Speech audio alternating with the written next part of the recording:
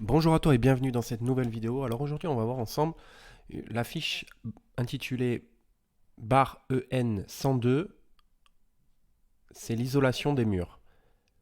Alors, ça concerne les bâtiments résidentiels. J'ai fait un article que je vous mets dans la description de la vidéo où j'explique un petit peu les termes techniques tels que la résistance thermique R. Voilà.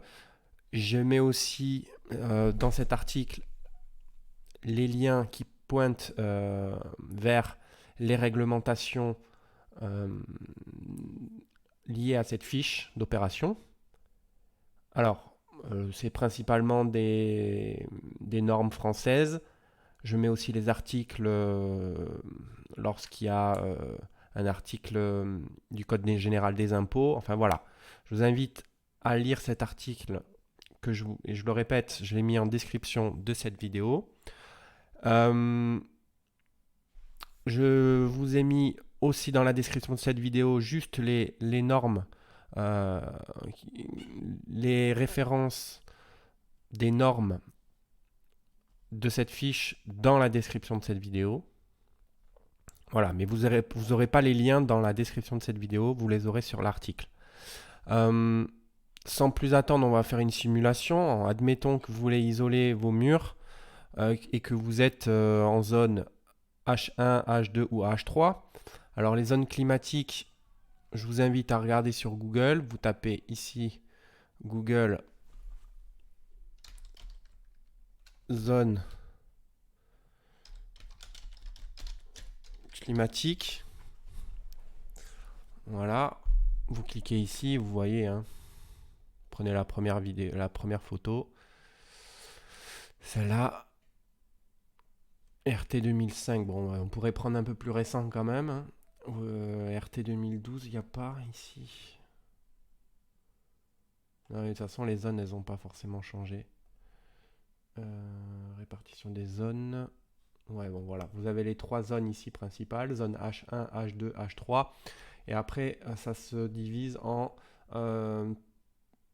plusieurs zones, en plusieurs parties dans chaque zone.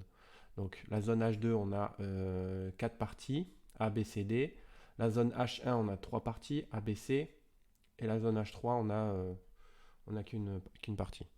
Voilà, donc vous regardez la partie qui vous concerne, vous appliquez le coefficient eh bien, qui vous correspond en fonction de votre énergie de chauffage, si vous êtes en électricité ou en combustible. Donc admettons, on est en électricité et qu'on est en zone H2, on va prendre 2000. Vous allez le multiplier par la surface d'isolant que vous avez acheté. Alors là, voilà, il vous demande la marque, la référence de l'isolant posée. Voilà, vous mettez la marque et ce que vous avez. Plusieurs isolants. Indiquez la marque sur chacun des isolants posés ainsi que. Voilà. Si vous mettez plusieurs couches d'isolant, vous comptez vous comptez les deux couches. Donc admettons vous mettez 2 mètres carrés d'isolant en première couche plus 4 mètres carrés d'isolant en deuxième couche, ou 2 et 2, admettons 2 en première couche et 2 en deuxième couche, vous compterez 4 mètres cubes. 4 mètres carrés, pardon. Vous additionnez les surfaces si vous faites plusieurs couches. Hein, n'hésitez pas. Euh, donc voilà. Par contre, est-ce que c'est la surface d'isolant posée? Voilà, c'est bien la surface d'isolant posée, hein, et pas ce que vous avez acheté. D'accord. Donc, je vous ai dit, admettons, on est en zone H2 avec une énergie de chauffage électricité. Ça fera 2000 fois, admettons, on met 4 mètres carrés d'isolant. Vous prenez votre calculette. Bon, on va mettre un peu plus que 4 mètres carrés. On va mettre 100 mètres carrés d'isolant. 2000 fois 100. Vous le faites là. 2000 fois 100. Ça vous donne 200 000 kWh CUMAC. CUMAC pour cumuler et actualiser. Cumuler sur la durée de vie ici La durée de vie conventionnelle d'un isolant, ça c'est basé sur des réglementations de matériaux. Alors c'est sans doute ça peut être des organismes tels que le CSTB ou des choses comme ça qui évaluent les durées de vie des matériaux. Ou ça peut être l'ADEME, ça peut être... Voilà, peu importe. Là, l'isolant, il a une durée de vie conventionnelle de 30 ans. Donc ici, on a calculé que pour 100 mètres carrés d'isolant en zone H2 pour une énergie de chauffage en électricité, ça vous donne 200 000 kWh CUMAC. CUMAC pour cumuler sur la durée de vie conventionnelle, c'est-à-dire 30 ans, et actualiser. Donc CUMAC, en fait, ça veut dire cumuler et actualiser. Cumuler sur la durée de vie des 30 ans et actualiser à un taux de, je crois, 4%, qui prend en compte voilà, la dégradation du matériel. Et donc le CUMAC, en fait, c'est une formule scientifique que vous pouvez avoir elle est accessible dans le memento de la T2E, dont vous avez le lien ici, mais que je vous mets aussi dans la description de cette vidéo. Donc je vous mets le site de la T2E qui vous amènera directement vers la fiche. D'accord ? Donc si après vous voulez aller voir ou commander le memento, c'est-à-dire le livre qui répertorie toutes les fiches d'opérations standardisées, vous allez sur juste at2e.fr et vous commandez le bouquin. D'accord ? Donc on reprend 200 000 kWh CUMAC, mais pour savoir la prime d'énergie que auquel vous pourrez prétendre, eh bien, basez-vous sur le registre EMI. Ça représente le prix du marché du C2E. Vous avez des acteurs comme Total, EDF, GDF, GOPLC, Certinergie, etc. Peu importe. Peu importe l'acteur qui vous propose une prime. En tout cas, souvent, ça peut fluctuer entre chaque acteur. Le prix qu'on vous propose peut fluctuer entre chaque acteur. Donc pour vous faire une bonne idée du prix actuel, vous allez sur le registre EMI. Je vous mets le lien en description de cette vidéo. Il est pas très connu ce registre et pourtant c'est ce qui reflète, tous les acteurs sont enregistrés sur cette plateforme-là. Ça reflète l'offre et la demande. Donc ici, vous voyez, il y a le C2E classique et le C2E précarité. Si vous pouvez prétendre au C2E précarité, ça veut dire que vous ne dépassez pas certaines ressources, vous ne dépassez pas certains plafonds de ressources. Auquel cas, si vous êtes en HLM par exemple ou des choses comme ça, vous pouvez prétendre au C2E précarité, qui sont, si je ne m'abuse, plus intéressants. Alors je vais vous dire tout de suite. Non, le C2E précarité, voilà, est plus intéressant actuellement que le C2E classique. Le C2E précarité, je vous invite à voir les conditions sur le site du PNC2E. Donc, je vous donne un exemple. Vous tapez PNC2E, PNC2E. Voilà. Pôle national des certificats d'économie d'énergie. Vous cliquez. Non, là, je suis sur le site d'un acteur. Il faut prendre. Voilà. écologie-solidaire.gouv.fr. Ça, je sais que c'est le site du ministère. Donc, vous allez ici, vous allez sur actualité. Alors, je ne sais plus où c'est.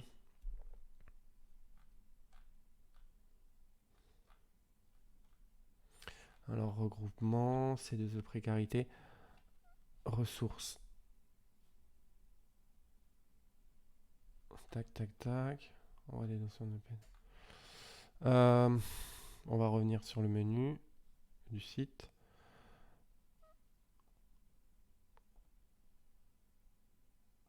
On va mettre C2E précarité plutôt. On est PNC2E, vous mettez C2E précarité. Voilà.